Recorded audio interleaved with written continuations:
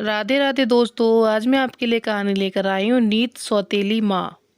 एक दिन एक ब्राह्मण ने अपनी पत्नी को अपने बिना खाना खाने से मना किया ताकि कहीं ऐसा न हो वह बकरी बन जाए।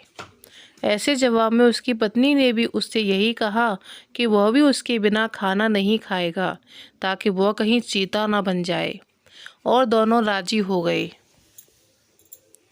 इस तरह काफ़ी दिन निकल गए और दोनों में किसी ने भी अपना वायदा नहीं तोड़ा।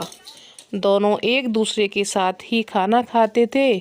पर एक दिन उस ब्राह्मण की पत्नी ने अपने बच्चों को खाना देते समय उस खाने में से चखने के लिए एक कौर खुद खाकर देख लिया। उस समय क्योंकि उसका पति वहाँ था नहीं, सो उसकी पत्नी तुरंत ही एक बकरी बन गई। जब वह ब्राह्मण घर आया तो उसने देखा कि एक बकरी उसके घर के चारों तरफ घूम रही है। यह देखकर वह बहुत दुखी हुआ, क्योंकि वह तुरंत ही जान गया कि वह बकरी और कोई रही बल्कि उसकी अपनी प्यारी पत्नी थी। उसने उसको अपने घर के आंगन में बांध दिया और उसकी बड़ी सावधानी से सेवा करने लगा। कुछ साल बाद उसने दूसरी शादी कर ली, पर उसकी दूसरी पत्नी उसकी पहली पत्नी के बच्चों के साथ बिल्कुल भी अच्छा व्यवहार नहीं करती थी। वह तो उनको खाना भी बहुत कम देती थी। वे बच्चे बेचारे बहुत परेशान रहते थे। उन बकरी माँ उनकी शिकायतों को सुनती रहती, पर वो बेचारी भी कुछ नहीं कर सकती थी। उन बच्चों की माँ ने यह भी देखा कि उसके बच्चे दुबले होते जा रहे हैं, इसलिए एक दिन उसने अपने बच्चों में से एक बच्चे को अपने पास बुलाया और दूसरे को भी यह बात चुपचाप बताने के लिए कहा कि जब भी उनको भूख लगे तो वे एक डंडी से उसके सींगों को मारे। ऐसा करने से उसके सींगों में से कुछ खाना निकल आएगा जिसे वे खा सकते हैं। बच्चों ने ऐसा ही किया। अब जब भी उनको भूख लगती तो वे अपनी बकरी माँ के सींगों में डंडी मारते। इससे उनमें से कुछ खाना निकल आता और वे इसको खाकर अपना पेट भर लेते। इससे धीरे धीरे उनकी तंदुरुस्ती अच्छी होने लगी। पर यह तो उस सौतेली माँ की उम्मीदों के खिलाफ हो रहा था। उसके सौतेले बच्चे तो बजाय दुबले होने के और ज़्यादा तंदुरुस्त होते जा रहे थे, क्योंकि वह खुद उनको बहुत कम खाना देती थी। पर वो इनको इतना तंदुरुस्त देखकर बहुत ताज्जुब में पड़ गई। यह सब कैसे हो रहा है? कुछ समय बाद उस ब्राह्मण की दूसरी पत्नी ने एक एक आँख की बेटी को जन्म दिया। वह अपनी उस कानी बेटी को बहुत प्यार करती थी और उसकी किसी भी ज़रूरत को तुरंत ही पूरा करने को तैयार रहती थी, जिसको वो समझती थी कि वह उसको चाहिए। कुछ दिनों बाद जब वह लड़की काफ़ी बड़ी हो गई, चलने फिरने लगी, बोलने चालने लगी, अच्छी तरह बात करने लगी, तो उसकी माँ उसको दूसरे बच्चों के साथ बाहर खेलने के लिए भेजने लगी। उसने उसको यह भी कहा कि वह अपने बड़े भाई बहनों पे निगाह रखे और कब वो और कैसे खाते पीते हैं। लड़की ने कहा ठीक है। वह लड़की उनके साथ सारे दिन रही, उनके सब कुछ देखा और जो उनके साथ हुआ। यह सुनकर कि बकरी उसके सौतेले बच्चे को खाना दे रही थी, वह दूसरी पत्नी बहुत गुस्सा हुई। उसने तय कर लिया कि वह उस बकरी को जल्दी से जल्दी मरवा देगी। एक दिन उसने बहाना किया कि वह बहुत बीमार है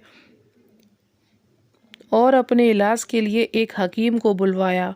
उसने उस हकीम को रिश्वत दी, कहा वह उसके लिए दवा के तौर पर बकरी का मांस खाने के लिए बताए। उस हकीम ने ऐसा ही किया। ब्राह्मण अपनी पत्नी को बीमारी के लिए बहुत चिंतित था।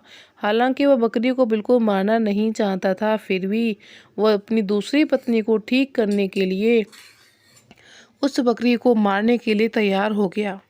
पर यह सुनकर उसकी पहली पत्नी के छोटे छोटे बच्चे बहुत रोए। वे बहुत दुखी होकर अपनी बकरी माँ के पास गए और उसको जाकर सब बताया। उनकी माँ ने कहा मेरे प्यारे बच्चों, रो नहीं। जो ज़िंदगी मैं जी रही हूँ ऐसी ज़िंदगी से तो मर जाना अच्छा है। रो नहीं, मुझे तुम्हारे खाने को लेकर और कोई दुख नहीं है, क्योंकि अगर तुम मेरा कहा करोगे तो खाना तो तुमको उसके बाद भी मिलता रहेगा। मेरे मरने के बाद तुम लोग मेरी हड्डियाँ इकट्ठी कर लेना और उनको किसी ऐसी जगह दबा देना जहाँ उनको कोई ढूंढ ना सके। फिर जब भी तुमको भूख लगेगी तुम वहाँ आ जाना, तुमको वहाँ खाना मिल जाएगा। उस बकरी ने उनको यह सलाह बड़े समय से दे दी थी, क्योंकि जैसे ही उसने अपनी बात ख़त्म की उसके बच्चे वहाँ से गए कि तभी एक कसाई अपना बड़ा सा चाकू लेकर वहाँ आ पहुँचा और उसने उस बकरी को मार दिया, पर बकरी के टुकड़ों को काट कर पका दिया था। ब्राह्मण की पत्नी ने उस बकरी के मांस को खाया, पर बच्चों को केवल हड्डियां ही मिली। बच्चों ने उन हड्डियों का वही किया जो उनकी बकरी माँ ने उनसे करने के लिए कहा था।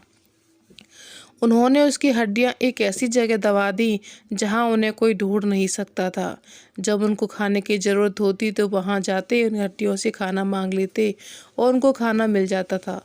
सो सब उनको फिर से खाना रोज़ खूब मिल रहा था। अब वे भूखे नहीं रहते थे और उनकी तंदुरुस्ती फिर से ठीक होती जा रही थी।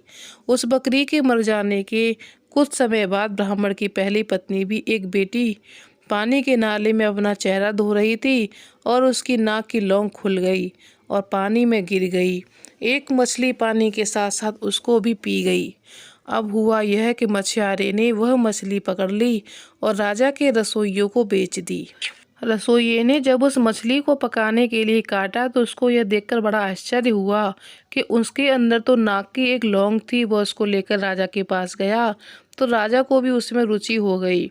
राजा ने अपने राज में यह मुनादी पिटवा दी कि जिस किसी की भी नाक की लौंग खो गई है वह उसको राजा से आकर ले जाए।